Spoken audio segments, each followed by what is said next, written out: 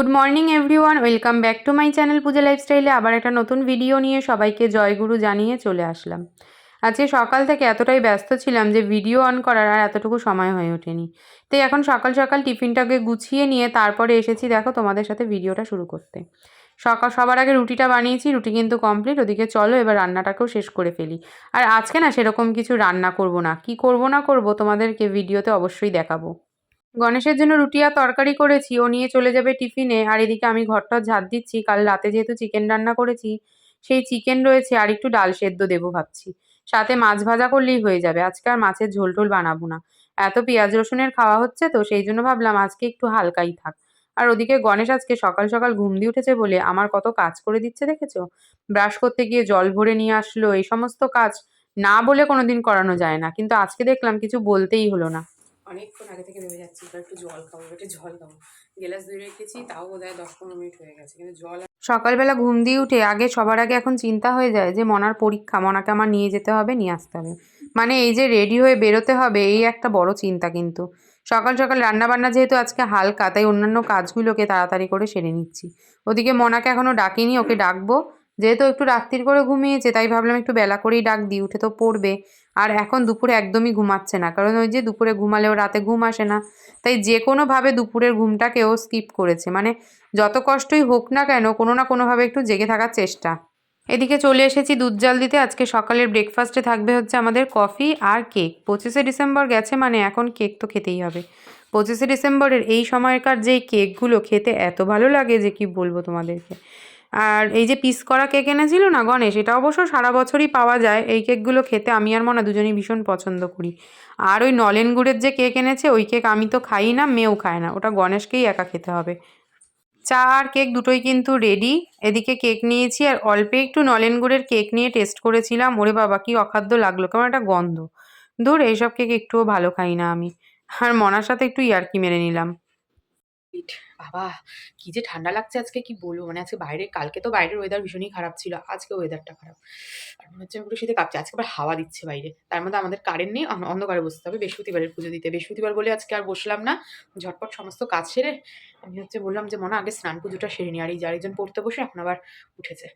বসেছি পুজো দিতে, ওদিকে কারেন্ট নেই। কি বলবো বলো, কারেন্ট না থাকলে অন্ধকারে পুজো দিতে ইচ্ছা করে? পুজো দেওয়ার সময় যদি ঘরে আলো না থাকে তাহলে বিরক্ত লাগে। দুদিন ধরে কারেন্টটা ভীষণ পরিমাণে জ্বালাচ্ছে। কি হয়েছে কি জানি, শীতকালে কেন এত কারেন্ট যাচ্ছে?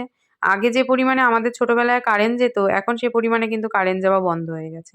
একটা সময়ের পর গিয়ে কারেন্ট যেতই না, কিন্তু এখন দেখছি ইদানিং আবার খুব কারেন্ট যাচ্ছে। বোধহয় বিদ্যুতের ঘাটতি পড়েছে। ঠিকই আছে, চারিদিকে যা লাইটিং, বিদ্যুতের ঘাটতি তো পড়বেই বলো। নির্মল আকাশ, ধীরে ধীরে বহিতেছে মলয় বাতাস। কারেন্ট তো এখনো আসেনি, কি করব, আমাকে তো কাজ করতেই হবে। কারেন্ট আসুক আর চাই না আসুক। এখন বসেছি হচ্ছে এই যে সবজি কাটতে। ফ্রিজের ট্রেটা বার করেছি, কালকে শুক্রবার শনিবার আবার সবজির ট্রে ফাঁকা করার দিন চলে এসছে। মুখটা যে কি বাজে লাগছে না এই অন্ধকারে, কি বলবো আর। যাই হোক চলো, বসলে হবে না, কারণ মনাকে নিয়ে আবার বেরোতে হবে। সেই জন্য সবজি কাটি, কেটে গুছাই। এই করতে করতে 11টা বেজে যাবে। তারপর কলে জল আসলে আবার গরম জল বসাতে হবে, মনা স্নানের জল দিতে হবে। তারপর আছে ভাতই রান্না করিনি এখনো, ভাতটাকে এই সবজিটা কেটে উঠে তারপর ভাতের গ্যাসটা জ্বালিয়ে দেবো। সবজি কাটা অর্ধেক শেষ করেছি আর তখন দেখছি কারেন্টটা এসেছে। উঠে আর লাইট ফাইট জ্বালাতে ইচ্ছা করেনি। ওদিকে মনা তো ওই ঘরে পড়ছে, ওকেও আর ডাকিনি। অন্ধকারেই সবজিগুলো কেটে নিলাম। এবার সবজি যে সমস্ত জায়গা, সব জায়গায় জায়গায় গুছিয়ে নিলাম। এবার দিতে হবে ঘরটাকে ঝাড়। যেহেতু নিচে বসে সবজি কাটলাম, ঘরটা তো ভীষণ পরিমাণে নোংরা হয়ে রয়েছে।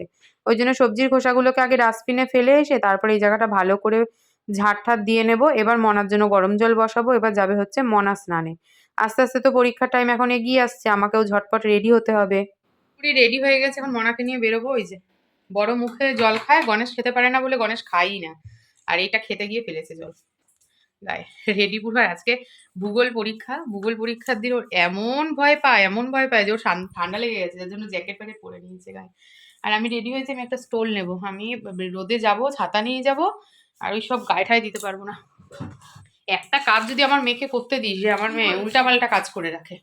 এমন এক শীতকাল পড়েছে যে শীতকালেও কিন্তু মাথায় ছাতা নিয়ে তারপর বেরোতে হচ্ছে, বোঝো ঠেলা। মানে আমরা জানতাম, আমরা যখন ছোট ছিলাম তখন কিন্তু শীতকাল মানে ছাতা টাতাকে আগে ঢুকিয়ে রেখে দেওয়া হতো। কিন্তু এখন দেখছি শীতকালে ঘরে ঠান্ডা লাগলেও বাইরে রয়েছে হচ্ছে গরম। মানে সেই মানুষের যেমন মনে এক মুখে এক, ঠিক সেই রকম পরিস্থিতিও দেখিয়ে মানে প্রকৃতিও দেখিয়ে দিচ্ছে। ঘরে কিন্তু এক শান্তি বাইরে নেই। এক। মনাকে বাড়ি দিয়ে আসলাম, যে কটা জামা কাপড় শুকিয়েছিল তুলে নিলাম, আবার বাদ বাকিটাকে বিকেলে ঘুম থেকে উঠবো, উঠে তুলবো। প্রায় চলে এসেছি মনাকে আবার নেওয়ার জন্য। মানে একবারের জন্য আজকে ঘুমের চোখ বোঝেনি, কেন যে জানি না। এই মনা স্কুল গেলে কিন্তু বেশ ভালো ঘুমায়। এই যে ও পরীক্ষা দিতে যাচ্ছে, মনে করে আনতে যেতে হবে, এই একটা তাড়া, এই তাড়ায় আর আমি চোখই বন্ধ করতে পারছি না একবারের জন্য।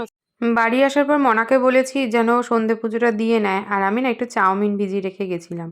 এখন সেই চাউমিনটা বানাবো, যেহেতু দুপুরে তাড়াতাড়ি খাওয়া হচ্ছে আর সকালে তো সেভাবে ব্রেকফাস্ট কিছু করিইনি। তো এখন না খিদে পেয়ে গেছে। সব সবজি এখানে কেটে গুছিয়ে রেখেছিলাম, তো সেই সবজিগুলোকে দিয়ে এখন একটু চাউমিন বানাবো। এটা খেলে পেটও ভরবে, আর ওদিকে আমার তো এখন পড়তে আসবে, চাও বানাবো তার সাথে।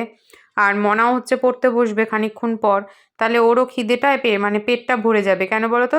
পরীক্ষা দিতে যাওয়ার সময় যতই ভাত খেয়ে যাক, সেটা একেবারে যৎসামান্য ভাত খেয়ে যাচ্ছে। ওই যেতে হবে এতটা হেঁটে, সেই তাড়ায় আর কি। চাউমিন আমার একদম রেডি। মনারটা নিয়ে নিয়েছে, আর আমি একটু সস নিয়েছি। মনা আবার সস খায় না।